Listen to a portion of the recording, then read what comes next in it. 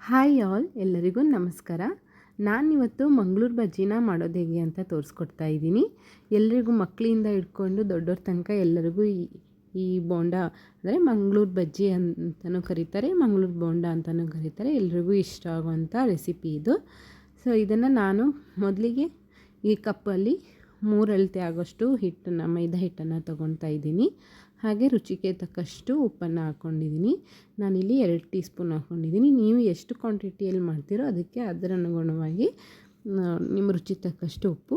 ಆಮೇಲೆ ಇಲ್ಲಿ ಒಂದು 2ರಿಂದ 3 ಸ್ಪೂನ್ ನಾನು ಸಕ್ಕರೆ ಹಾಕ್ಕೊಳ್ತಾ ಇದ್ದೀನಿ. ಸಕ್ಕರೆ ಏನಕ್ಕಪ್ಪ ಅಂದರೆ ಕಲರು ಚೆನ್ನಾಗಿರುತ್ತೆ, ಸ್ವಲ್ಪ ಟೇಸ್ಟು ಚೆನ್ನಾಗಿ ಬರುತ್ತೆ ಅಂದ್ಬಿಟ್ಟು. ಇಲ್ಲಿ ಅದೇ ಕಪ್ಪಲ್ಲಿ 3 ಅಳತೆ ಆಗೋಷ್ಟು ಮೊಸರನ್ನ ತೊಗೊಳ್ತಾ ಇದ್ದೀನಿ. ಮೊಸರನ್ನ ಹಾಕಿ ಚೆನ್ನಾಗಿ ನೀರು ಹಾಕ್ದಿರ ಫಸ್ಟು ಚೆನ್ನಾಗಿ ಎಲ್ಲ ಹಿಟ್ಟನ್ನು ಮೊಸರಲ್ಲಿ ಹೊಂದ್ಕೊಳ್ಳೋ ಥರ ಮಿಕ್ಸ್ ಮಾಡ್ಕೊಬೇಕು. ಚೆನ್ನಾಗಿ ಕಲಿಸ್ಬೇಕು ಒತ್ತಿ ಒತ್ತಿ.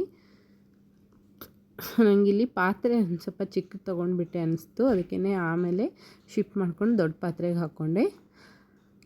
ಮೊಸರು ಸಾಲದಿಲ್ಲ ಅಂತಂದಾಗ ಸ್ವಲ್ಪ ನೀರು ಸ್ವಲ್ಪ ನೀರು ಹಾಕ್ಕೊಂಡು ಚೆನ್ನಾಗಿ ಹಿಟ್ಟು ಒಂದೋವರೆಗೂ ಚೆನ್ನಾಗಿ ಮಿಕ್ಸ್ ಮಾಡಬೇಕು. ಈ ಥರ ಬ್ಲೆಂಡರ್ ಇದ್ದರೆ ಅದರಲ್ಲೂ ಚೆನ್ನಾಗಿ ಆಗುತ್ತೆ. ನಾನು ಕೈಯಲ್ಲೇ ಮಾಡ್ತಾಯಿದ್ದೀನಿ, ಕೈಯಲ್ಲೇ ಚೆನ್ನಾಗಿ ಆಗುತ್ತೆ ಅಂದ್ಬಿಟ್ಟು.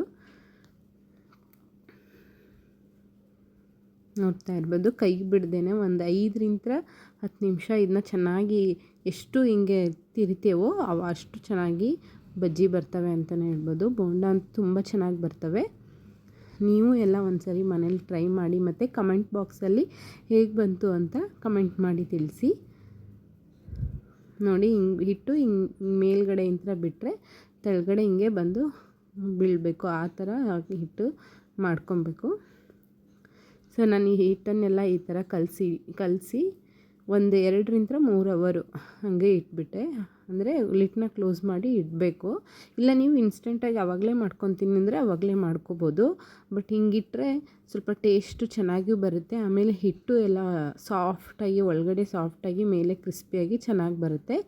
ನಾನೆಲ್ಲ ಕಲಸಿ ಆದಮೇಲೆ 1 ಟೀ ಸ್ಪೂನ್ ಆಗೋಷ್ಟು ಸೋಡಾ ಅಂದರೆ ಅಡುಗೆ ಸೋಡಾನ ಹಾಕಿಬಿಟ್ಟು ಮತ್ತೆ ಕಲಸಿ ನಾನು ಬಾಯಿ ಮುಚ್ಚಿ ಇಟ್ಟೆ. ಪಾತ್ರೆನ ಮುಚ್ಚಿಬಿಟ್ಟು ಇಲ್ಲಿ ಜಸ್ಟ್ 2 ಅವರು ಇಟ್ಟಿದ್ದೆ. ಈವ್ನಿಂಗ್ ಮಾಡ್ಕೊಳ್ಳೋಕ್ಕೋಸ್ಕರ ಮಧ್ಯಾಹ್ನ ಹಿಟ್ಟನ್ನು ಕಲಸಿ ಇಟ್ಬಿಟ್ಟಿದ್ದೆ. ನೋಡಿ, ಹಿಟ್ಟು ಚೆನ್ನಾಗಿ ನೆಂದಿತ್ತು, ನೋಡ್ತಾ ಇರ್ಬೋದು. ಸೊ ಈಗ ನಾನು ಇದಕ್ಕೆ ಸ್ವಲ್ಪ ಇಂಗ್ರೀಡಿಯೆಂಟ್ಸ್ನ ಸೇರಿಸ್ಕೊತೀನಿ. ಏನಂದರೆ ಕೊತ್ತಂಬರಿ ಸೊಪ್ಪು, ಕಾಯಿ, ಹಸಿ ಕಾಯಿನ ಚಿಕ್ಕ ಚಿಕ್ಕದಾಗಿ ಕಟ್ ಮಾಡ್ಕೊಂಡಿದ್ದೀನಿ. 2 ಹಸಿ ಮೆಣಸಿನ್ಕಾಯಿನೂ ಚಿಕ್ಕ ಚಿಕ್ಕದಾಗಿ ಕಟ್ ಮಾಡ್ಕೊಂಡಿದ್ದೀನಿ. ಆಮೇಲೆ ಶುಂಠಿ, ಸ್ವಲ್ಪ ಕರಿಬೇವಿನ ಸೊಪ್ಪನ್ನು ಹಾಕ್ಕೊಂಡಿದ್ದೀನಿ. ನಿಮಗೆ ಟೇಸ್ಟು ಇನ್ನೂ ಚೆನ್ನಾಗಿ ಬೇಕು ಅಂದರೆ ಜೀರಿಗೆನೂ ಹಾಕ್ಕೋಬೋದು. ನಾನಿಲ್ಲಿ ಜೀರಿಗೆ ಸೇರಿಸ್ಕೊಂಡಿಲ್ಲ, ಜೀರಿಗೆ ಬೇಡ ಅಂತಂದ್ಬಿಟ್ಟು ನೀವು ಸೇರಿಸ್ಕೋಬೋದು. ಎಲ್ಲ ಹಾಕಿಬಿಟ್ಟು ಚೆನ್ನಾಗಿ ಕಲಿಸ್ಬಿಟ್ಟು ಈಗ ನಾನು ಪಾತ್ರೆನ ಇಟ್ಬಿಟ್ಟು ಎಣ್ಣೆ ಹಾಕ್ಕೊಳ್ತಾ ಇದ್ದೀನಿ. ನಾನಿಲ್ಲಿ ಈ ಹಿಂದೆ ಈ ವಿಡಿಯೋದಲ್ಲಿ ಹೇಳ್ದಂಗೆ ನಾನು ಏನೇ ಅಡುಗೆ ಮಾಡಿದರೂ ನಮ್ಮ ಮನೇಲಿ ನಾವು ಕೊಬ್ಬರಿ ಎಣ್ಣೆ ಯೂಸ್ ಮಾಡೋದು. ನಿಮ್ಮ ಮನೇಲಿ ನೀವು ಯಾವ ಎಣ್ಣೆ ಯೂಸ್ ಮಾಡ್ತೀರೋ ಅಥವಾ ಯಾವ ಕರಿಯೋಕ್ಕಂತ ಯಾವ ಎಣ್ಣೆ ಯೂಸ್ ಮಾಡ್ತೀರೋ ಅದನ್ನೇ ಯೂಸ್ ಮಾಡ್ಕೋಬೋದು. ನಾನಿಲ್ಲಿ ಕೊಬ್ಬರಿ ಎಣ್ಣೆ ಹಾಕ್ಬಿಟ್ಟು ಎಣ್ಣೆನ ಕಾಯಕ್ಕಿಟ್ಟಿದ್ದೀನಿ. ನೋಡ್ತಾ ಇರ್ಬೋದು ಎಷ್ಟು ಚೆನ್ನಾಗಿ ಕಾಯ್ತಾ ಇದೆ ಎಲ್ಲ ಎಣ್ಣೆ. ಈಗ ಕೈಗೆ ಸ್ವಲ್ಪ ಎಣ್ಣೆನ ಸವರಿಸ್ಕೊಂಡು ನಾನು ಬಜ್ಜಿನ ಗೋಲಿ ಹಾಕೋದಲ್ಲೇ ಬಿಡಬೇಕು ಅಂತ ಏನಿಲ್ಲ. ಯಾವ ಶೇಪಲ್ಲಿ ಬರುತ್ತೋ ಬೇಗ ಬೇಗ ಎಣ್ಣೆ ಕಾದಿರುತ್ತಲ್ವ, ಅದಕ್ಕೋಸ್ಕರನೇ ಬಿಡ್ತಾ ಇರ್ತೀನಿ. ನೋಡ್ತಾ ಇರ್ಬೋದು, ಎಣ್ಣೆ ಹಚ್ಕೊಂಡ್ರೆ ಬೇಗ ಬೇಗ ಬರುತ್ತೆ ಅಂತಂದ್ಬಿಟ್ಟು. ಎಣ್ಣೆ ಚೆನ್ನಾಗಿ ಕಾದ್ಮೇಲೆ ನಾನು ಬಜ್ಜಿನ ಅಥವಾ ಬೋಂಡಾನ, ಮಂಗಳೂರು ಬೋಂಡಾನ ನಾನು ಬಿಡ್ತಾಯಿದ್ದೀನಿ.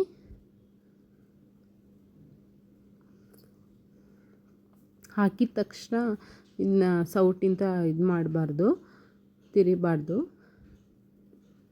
ಎಣ್ಣೆ ಜಾಸ್ತಿ ಕುಡ್ಕೊಂಡ್ಬಿಡುತ್ತೆ. ಹೈ ಫ್ಲೇಮಲ್ಲೇ ಇಟ್ಬಿಟ್ಟು ಚೆನ್ನಾಗಿ ಬೇಯಿಸ್ಕೋಬೇಕು. ಇದು ಫ್ಲೇಮ್ ಇರುತ್ತಲ್ವ, ಎಣ್ಣೆದು ಹಿಂಗೆ ಕುದೀತಾ ಇರುತ್ತೆ, ಎಲ್ಲ ನೊರೆ ಎಲ್ಲ ಬರ್ತಾ ಇರುತ್ತಲ್ವ, ಅದು ನಿಲ್ಲೋವರೆಗೂ ಚೆನ್ನಾಗಿ 2 ಕಡೆನೂ ಚೆನ್ನಾಗಿ ಫ್ರೈ ಮಾಡ್ಕೊಬೇಕು ಇದನ್ನ ಎಣ್ಣೆಯಲ್ಲಿ.